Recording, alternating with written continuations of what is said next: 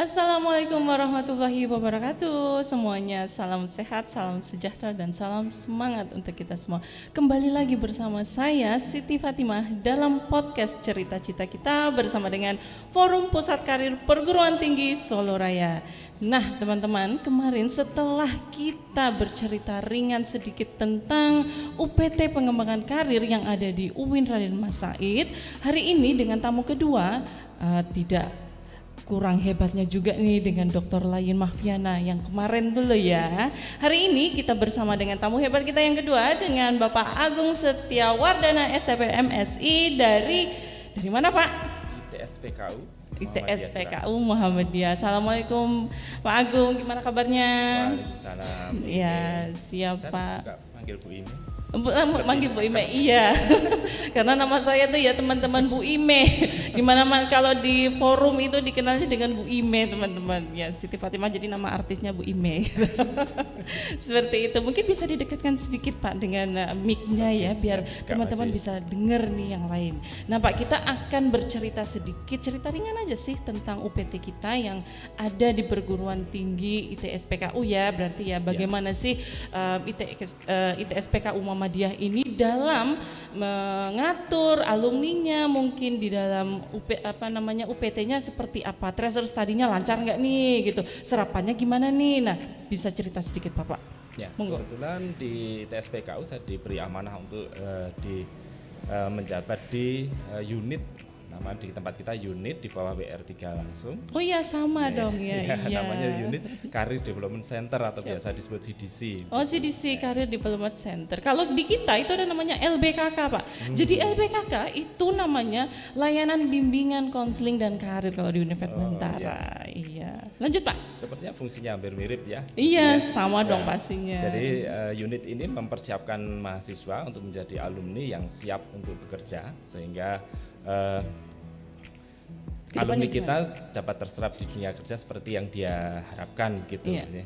Jadi di tempat kita dulu ITS PKU itu sebelumnya adalah Stikes. Oh, berarti sekolah kesehatan ini ya. Ya, Jadi fokusnya kesehatan, tapi setelah menjadi ITS kita tidak hanya ada di bidang kesehatan saja, kita juga membuka program studi di luar kesehatan. Jadi kita ada teknik elektro dan ada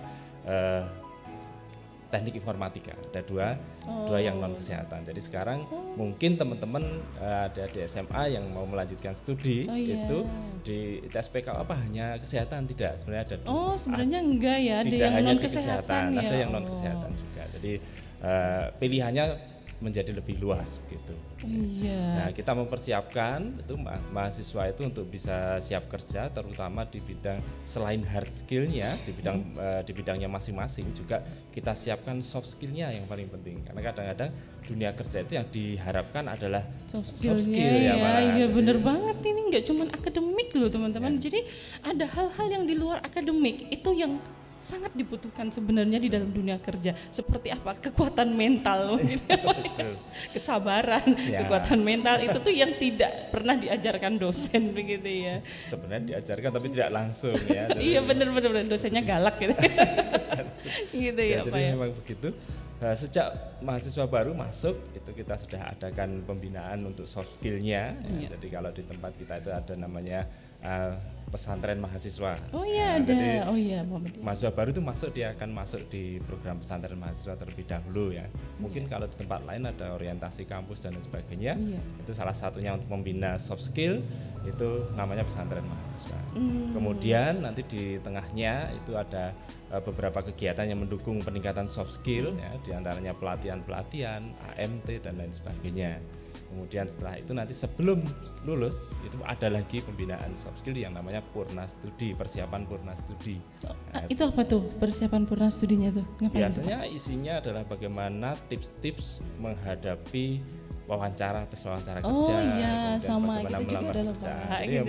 Jadi memang benar-benar kita persiapkan mahasiswa kita itu besok ketika lulus langsung bisa diterima di perusahaan atau di institusi yang dia inginkan gitu. Hebat, Walaupun pengalaman juga ada beberapa mahasiswa itu yang sudah dipesan belum lulus sudah ada yang inden gitu. Jadi wah luar biasa ya. jadi memang mungkin karena faktor ini terutama yang di kesehatan, karena memang kita sejak dulu sudah bergerak di kesehatan, jaringan rumah sakit PKU sendiri kan setiap kota, hampir semua kota ada PKU-nya begitu. Jadi sehingga kita seringkali dapat indenan bahwa nanti kalau sudah ada lulusan perawat kita minta ya, kalau sudah ada lulusan prodi anestesi kita minta ya. Itu dari mana aja tuh Pak? Biasanya ya. Dari mana aja? Dari sekitar Solo apa nasional apa gimana itu? Nasional.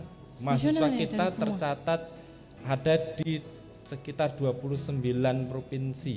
Jadi kalau provinsi kita ada 34, tinggal mungkin 5 provinsi lagi. Kayaknya kita itu targetnya ya. Mau menguasai semuanya sudah. Itu targetnya ya. Sudah 33 provinsi. Sudah sekitar 29 provinsi, ada tinggal 5 provinsi lagi yang belum mengirimkan. Oh, berarti itu menjadi target. Iya. Jadi target di CDC di ITS PKU. Ya, sebenarnya bukan target juga ya. Kita membuka diri untuk seluruh. Ditargetkan nggak? Kalau ditargetkan kan berarti kan nanti kan ada usahanya nih. Ditargetkan nggak? Iya, tentu saja ditargetkan. Jadi memang harapan kita ITS PKU ini bisa seluruh lulusan SMA dari seluruh Indonesia, seluruh provinsi di Indonesia itu bisa belajar di tempat kami. Harapan kami seperti itu. Tapi sampai hari ini baru 29 provinsi. Mudah-mudahan kedepannya bisa seluruh provinsi bisa ada wakilnya di tempat kita. Kalau lulusannya terserap nggak tuh di 33 provinsi itu? Biasanya malah justru yang dari luar Jawa. Nah ini malah mungkin kalau podcast ini dilihat dari teman-teman yang dari luar Jawa ya, biasanya dari luar Jawa itu begitu selesai, kembali ke tempatnya itu langsung diberi tempat oleh luar biasa provinsinya masing-masing ya. Sampai dengan sekarang terserapnya alumni itu sudah berapa provinsi Pak? Itu di 29-99-nya itu sudah masing-masing pasti terserap. Jadi salah satu contoh saja ada mahasiswa kami dari S1 Gizi itu begitu dia lulus dari Papua, dari Papua, begitu lulus pulang ke Papua itu ya langsung jadi ahli gizi di rumah sakit daerah Papua sana. Oh iya luar biasa ya teman-teman ini yang dari Papua. Jaringan tentang rumah, terutama kalau rumah sakit memang kita sudah cukup erat ya jaringannya. Tapi kalau yang dari non rumah sakit kita sekarang sedang berusaha untuk mengakomodir juga. Ya, sehingga ini di forum ini, ini akan sangat membantu kita. Iya, pastinya tuh Pak, karena forum ini bekerja sama kolaborasi dengan berapa ya kita kemarin 33 ya. 33 perguruan tinggi Pak waktu itu untuk yang pertama gitu kan. Kalau yang perusahaan untuk job fair ini gitu kita betul. Ada 33 perusahaan yang tergabung dalam job fair. Tapi kalau forum sendiri di dalamnya itu ada 33 perguruan tinggi. Nah, ini hebat banget. Jadi semoga nanti bisa saling share informasi ya Pak ya, saling share informasi terkait dengan penempatan kerja pastinya, gitu ya Pak. Nah sekarang nih Pak, apa sih kiat-kiatnya untuk mahasiswa? Ya, untuk mahasiswa supaya dia bisa cepat mendapat pekerjaan, saya kira selain menguasai bidang yang sedang dipelajari, tentu yang tadi sudah saya sebutkan adalah soft skill-nya harus baik.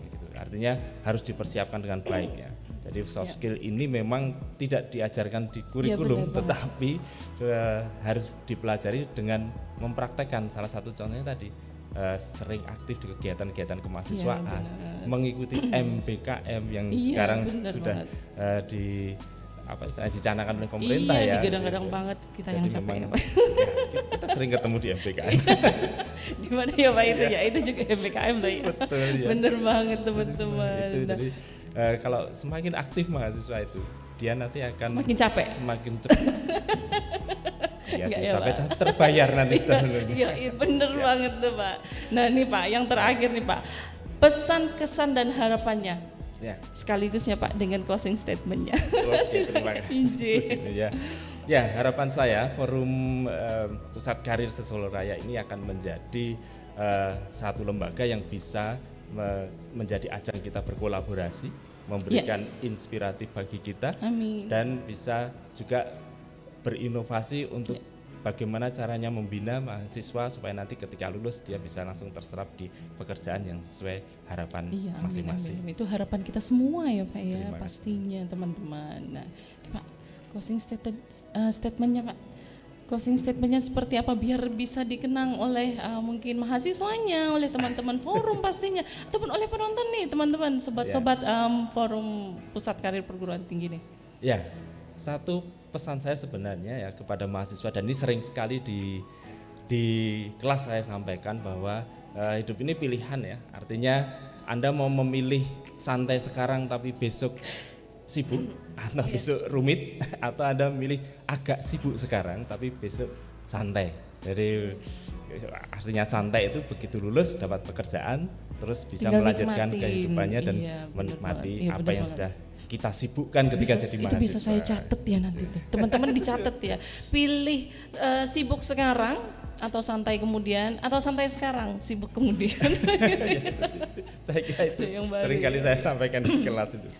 Siap. Terima kasih untuk Pak Agung Setiawardana dari ITS PKU Muhammadiyah. Baiklah teman-teman, siapa ya yang akan menjadi tamu hebat selanjutnya terkait dengan UPT Pusat Karir Perguruan Tinggi di Soloraya ini?